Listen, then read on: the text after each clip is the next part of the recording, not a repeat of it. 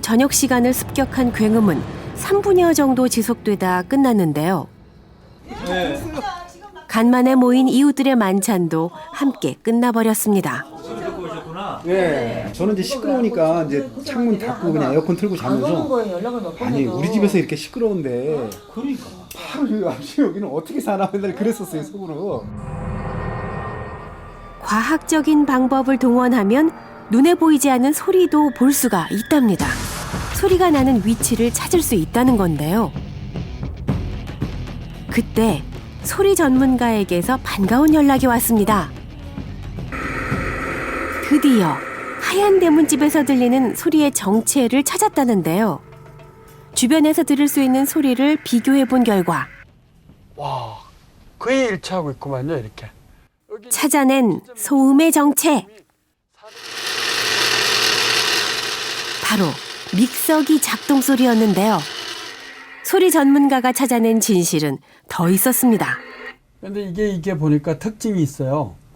녹음이 돼 있는데 반복이 되고 있잖아요. 이렇게만큼 이렇게 반복이 균일하게 딱딱 잘라지죠 이게. 녹음한 믹서 작동 소리를 연속해서 재생하고 있는 거랍니다. 그러니까 윤 씨는 믹서기 소리를 녹음한 뒤 스피커나 마이크를 이용해 일부러 더 크게 굉음을 틀고 있다는 겁니다. 그야말로 소음 테러를 벌이는 중인 건데요. 그런데 이게 무슨 소리예요? 켰어요, 피디님. 들리세요? 이게 지금 소리가 예전보다 강도가 약한 거예요. 또 굉음이 들렸답니다. 그런데 이번만큼은 그 소리가 반갑습니다. 진원지를 파악하기 위해 미리 장비를 설치했기 때문인데요. 장비에 녹음된 소리를 분석하면 이제 정확한 소리의 진원지를 알 수 있을 겁니다. 그런데 카메라엔 소리만 담긴 것이 아니었습니다. 정적이 감도는 새벽 6시. 미세하게 열리는 커튼 사이로 누군가 얼굴을 내밉니다. 바로 하얀 대문집에 사는 윤 씨인데요. 곧이어 그녀의 모습이 사라지더니 문제의 소리가 시작됩니다. 주민들의 새벽 단잠을 깨는 굉음의 소리는 점점 커지는데요. 3분여간 지속되던 소리가 멈추더니 잠시 뒤 비스듬히 현관문이 열립니다. 그 사이로 윤 씨가 나오는데요. 듣던 대로 마스크를 썼습니다. 창백한 얼굴을 마스크로 가린 그녀는 매우 마른 체형이었는데요. 그런데 뭔가 이상합니다.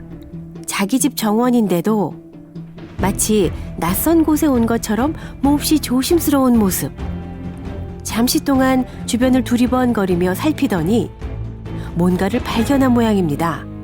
바로 소리를 녹음하기 위해 우리가 설치해뒀던 카메라인데요. 눈에 잘 띄지 않게 놓았던 카메라를 발견하고는 사진을 찍는 윤 씨. 다시 집으로 들어갈 때도 주변을 살피며 남의 집인 양 살금살금 몸을 숨기는데요. 우리의 장비에 소리가 포착되자 소리 전문가가 현장을 찾았습니다. 굉음이 하얀 대문집에서 울려 퍼지는 것을 증명할 방법이 없어 1년째 고통을 겪은 주민들 손에 증거가 쥐어지는 순간입니다. 저쪽에서 크기 이렇게 해서 한 3포인트에서만 잡거나 아니면 2포인트에서만 잡아도 어디에서 소리가 났다는 것을 어느 정도 방향성을 잡아낼 수 있어요. 분석한 결과 굉음은 정확히 하얀 대문집에서 나는 것이 분명했습니다. 앞서 봤듯이 윤 씨는 녹음한 소리를 일부러 크게 내고 있는 건데요. 그동안 벌어졌던 일들이 좀 일반적이지 않으니까 뭔가가 전집에서도 있었던 사람이겠다. 이게 갑자기 행동이 돌출하는 게 아닐 테니까. 윤 씨가 이 마을로 이사 오기 전 살던 곳은 서울의 한 아파트.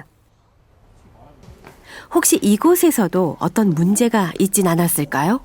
그 여자가 이사하고 난 다음에 방음벽 같은 그런 게 집 같은 거랑 그 뭐 설치를 하더라고요, 집에.